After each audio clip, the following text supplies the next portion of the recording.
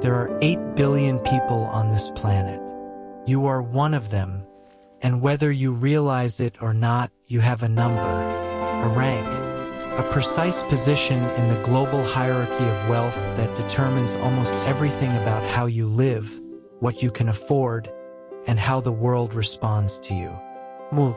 The rules have changed, and chances are, you're not where you think you are. E.st people have no idea where they actually stand. They think they're middle class because they have a car and a mortgage. Or they think they're struggling because they can't afford the life they see on Instagram. But the math doesn't care about your feelings. The math is cold, specific, and when you actually run the numbers, the results are disturbing. Because here's what nobody tells you. The gap between poor, comfortable, and rich isn't what you think it is. The thresholds have shifted. Let's find out exactly where you rank. To understand where you stand, you need to understand what net worth actually means. Not income, not salary, net worth. Because this is the number that matters. This is the number that calculates your actual position in the hierarchy. Net worth is simple. Everything you own minus everything you owe. Your house, your car, your retirement accounts, your cash. Subtract your mortgage, your student loans, your credit card debt. What's left is your net worth. That number, right now, determines your rank among every other human being trying to survive in this economy. And the distribution of that number across the population is not a bell curve. It's not fair. It's not even close to fair. It's a cliff. If you want to understand how money actually works in the modern world, and not just how people pretend it works, hit subscribe. This channel breaks down the systems that shape your financial life, the mechanisms most people never see, and the math that nobody wants you to calculate. New videos every week. Now let's get into the numbers. Here's the question everyone asks wrong. Am I doing okay? You compare yourself to your neighbors, your co-workers, your high school friends. You look at their vacations, their homes, their cars, and you try to figure out if you're keeping up. But that's not the real question. The real question is, compared to everyone, where do you actually fall? Because your neighbor might be drowning in debt. Your coworker might be one medical emergency away from bankruptcy. Your high school friend might be leasing everything you see in their photos. Comparison is useless without context. And the context is this. Whoa! We live in the most unequal wealth distribution in modern history. A few In the United high ones States, are the median pulling it household into net a worth is whole around new dimension. $192,000. That's the midpoint. Half of all households have more, half have less. Sounds reasonable, right? Middle class, stable, achievable. But here's the problem. That number is skewed. Wildly skewed.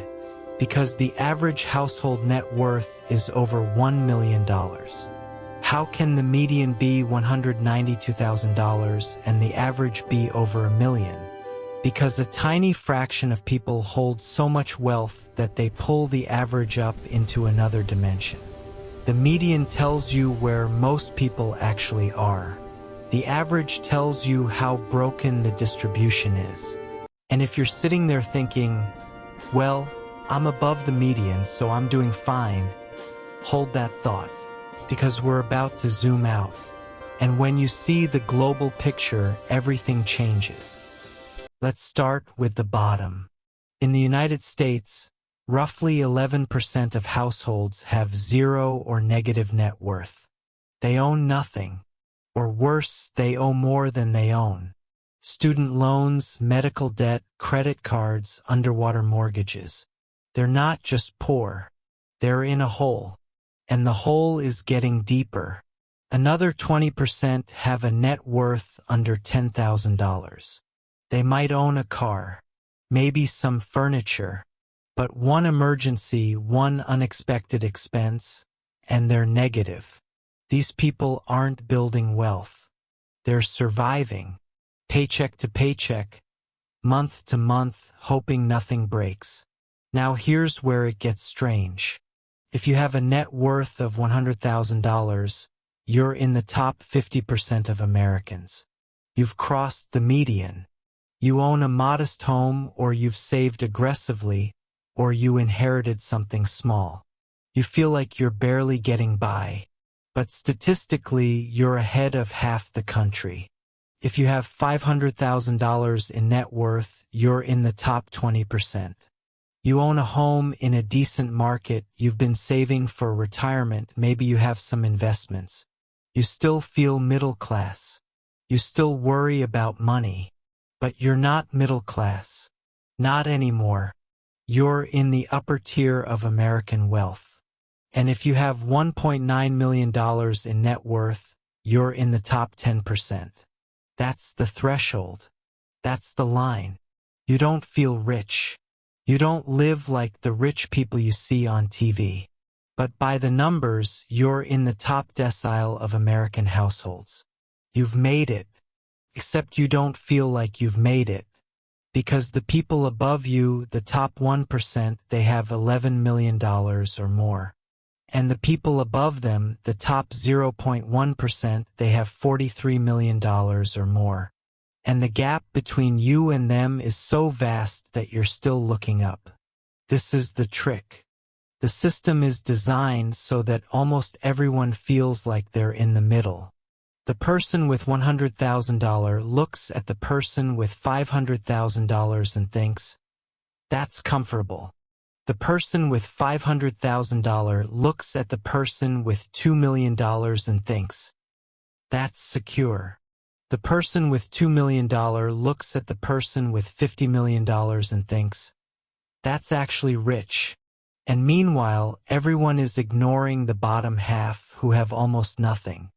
Now let's zoom out, because the American numbers are only half the story. Globally, the distribution is even more extreme. According to Credit Suisse's Global Wealth Report, if you have a net worth of $10,000, you're wealthier than 55% of the world's population. $10,000. That's a used car. That's a few months of expenses. That puts you above more than half of all humans. If you have $100,000 in net worth, you're in the top 10% globally. You're not in the top 10% of Americans, but you're in the top 10% of everyone. The person struggling to pay rent in New York is richer than 90% of people on Earth. And if you have $1 million in net worth, you're in the top 1% of the global population. The same net worth that makes you feel middle class in California puts you in the global elite. You could retire in dozens of countries and live like royalty, but you won't, because you're anchored to the cost of living, the expectations, and the comparisons of the place you live. This is the uncomfortable truth. Wealth is relative, but only within your immediate context. You feel poor in San Francisco because your $200,000 net worth can't buy a house. But that same $200,000 would make you untouchable in rural India. The math doesn't care about your zip code. The math just ranks you. And here's the thing nobody wants to admit. Most Americans, even the ones who feel like they're struggling, are in the global top 10%. They have access to credit. They have smartphones. They have cars. They consume more, waste more, and accumulate more than the vast majority of humans who have ever lived. But they don't feel rich. They feel stressed, because they're comparing themselves to billionaires, not to the median human. So where do you actually fall? Let's do the math. Right now, in your head, calculate your net worth. Everything you own. Subtract everything you owe. Got a number? Good. If it's negative, you're in the bottom 11% of Americans and the bottom half globally. You're not just poor. You're structurally trapped. Every month, you're paying interest to people richer than you. Every year, the gap gets wider. If it's between $0 and $10,000, you're in the bottom third of Americans. You're surviving, but you're not building. One bad month and you're negative. If it's between $10,000 and $100,000, you're approaching the median. You're doing better than most Americans, better than most humans. But it doesn't feel like it, because the people around you, the ones you see every day, have more. And the cost of living in your city makes that $50,000 feel like nothing. If it's between $100,000 and $500,000, you're above the median. You're in the top half of Americans, top 10% globally. You own something. You have equity. But you're still working, still stressed, still wondering if you're doing okay. If it's between $500,000 and $2 million, you're in the top 20% of Americans. You've crossed into what used to be called upper middle class. You can afford most things, but not everything. You can retire, but not lavishly. You feel comfortable, but not rich. And if it's above $2 million, you're in the top 10% of Americans, top 1% globally. You've won. By the numbers, you've won. But you don't feel like you've won. Because the people with $50 million, $500 million, $5 billion, they're playing a completely different game. Here's what makes this so disturbing. The distance between poor and comfortable is achievable. A person with zero net worth can, with discipline and luck, reach $200,000 in a lifetime. It's hard, but it's possible. The distance between comfortable and rich is not achievable. A person with $200,000 cannot, through normal work and saving, reach $20 million. The math doesn't work. The only way to cross that gap is through inheritance, equity, or exploitation. You can't work your way into the top 1%. You can only invest, inherit, or own your way in. And that's the mechanism nobody explains. The comfortable class thinks they're close to the rich. They're not. They're closer to the poor. A medical emergency, a job loss, a bad investment, and they're back to zero. The rich don't face that risk. The rich own assets that appreciate. The comfortable own liabilities that depreciate. Now let's talk about what you've been sold. The American dream. The idea that if you work hard, save money, and make smart choices, you'll be comfortable. Maybe even rich. This is the hype. This is the story we tell ourselves. The reality is different. The reality is that wealth is sticky. If you're born poor, you'll probably die poor. If you're born rich, you'll probably die rich. Social mobility exists, but it's rare. And it's getting rarer. In the 1970s, roughly 90% of American children earned more than their parents. The next generation was almost guaranteed to be better off. Today, that number is around 50%. Coin flip. Half of this generation will earn less, own less, and accumulate less than their parents. The escalator is broken. And yet, the messaging hasn't changed. You're still told to go to college, get a job, buy a house, save for retirement. You're told that this path leads to security. And for some people, it does. But for most people, it leads to debt. Student loans that take decades to pay off. Mortgages that consume half your income. Retirement accounts that grow slower than inflation. Meanwhile, the rich are getting richer. Not because they work harder. Not because they're smarter. But because they own things. They own stocks, real estate, businesses, intellectual property, things that generate income while they sleep. The comfortable class trades time for money. The rich class makes money trade time for them. And here's the cruel irony. The comfortable class is told to invest in the stock market. Buy index funds. Max out your 401k. And they do. They pour their savings into the market, hoping it will compound into wealth. And it does compound. Slowly. Modestly. But the rich are the ones who own the companies in those index funds. They're the ones collecting the profits. The comfortable class is funding the wealth of the rich, hoping to get a small piece of the returns. This is how the system works. You save. You invest. You play by the rules. And you end up in the top 20%, feeling like you're barely holding on.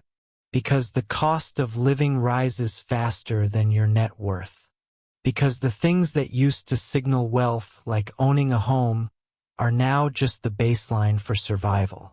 Because the gap between you and the top keeps widening, no matter how hard you work. So what does this mean? What happens when the majority of people realize they're not going to make it? When the comfortable class figures out they're one crisis away from joining the struggling class. When the struggling class realizes there's no ladder up. History has an answer. Instability, unrest, collapse. Every society that has reached this level of inequality has faced a reckoning. Either the system corrects itself through policy, redistribution, and reform, or it corrects itself through chaos. Right now, we're in the denial phase. The comfortable class still believes they're close to the rich. The struggling class still believes they can become comfortable. The poor are invisible. But the math is getting harder to ignore. Inflation is eating savings. Housing costs are skyrocketing. Wages are stagnant. Debt is ballooning. And the rich keep winning. They own the assets that rise with inflation. They have the capital to buy when everyone else is forced to sell. They make the rules, control the narrative, and shape the economy to benefit themselves. And the uncomfortable truth is this: most people reading this are part of the problem. If you're in the top 10% globally, you're benefiting from a system that exploits the bottom 90%. You didn't design the system. You didn't ask for it. But you're in it. And your comfort depends on their struggle. This isn't a moral judgment. It's a structural reality. The global economy is a pyramid. The bottom holds up the top, and the top extracts value from the bottom. If you're anywhere above the median, you're extracting value. Maybe not as much as a billionaire, but more than someone in Bangladesh making your clothes, or someone in the Congo mining your cobalt. You can ignore this. Most people do. You can focus on your own rank, your own net worth, your own climb up the ladder. And that's rational. That's human. But it doesn't change the math. It doesn't change the fact that the system is unsustainable. So where do you rank? By now, you've done the math. You've seen where you fall. And the answer is probably uncomfortable. Either you're lower than you thought, which means you're struggling more than you realized. Or you're higher than you thought, which means you're benefiting from a system that's rigged. But here's the real question. Does it matter? Does knowing your rank change anything? Does it make you save more, spend less, invest smarter? Or does it just make you anxious? Because the truth is, your rank is mostly out of your control. You didn't choose where you were born. You didn't choose your parents. You didn't choose the economy you inherited. You can make good decisions, work hard, save aggressively, and still end up in the bottom half. Or you can make bad decisions, waste money, take risks, and still end up in the top 10% because you were born into it. The system doesn't reward merit. It rewards leverage. And most people don't have leverage. So what do you do with this information? Do you accept your rank and optimize within it? Do you fight to climb higher, knowing the gap keeps widening? Do you check out entirely, realizing the game is rigged? There's no answer here. No clean resolution. Just the math. Just the rank. Just the cold, specific number that tells you exactly where you stand among 8 billion people trying to survive on a planet that doesn't care. And the question you have to answer for yourself is this: does knowing your rank change how you play the game? Or does it just change how you feel about losing?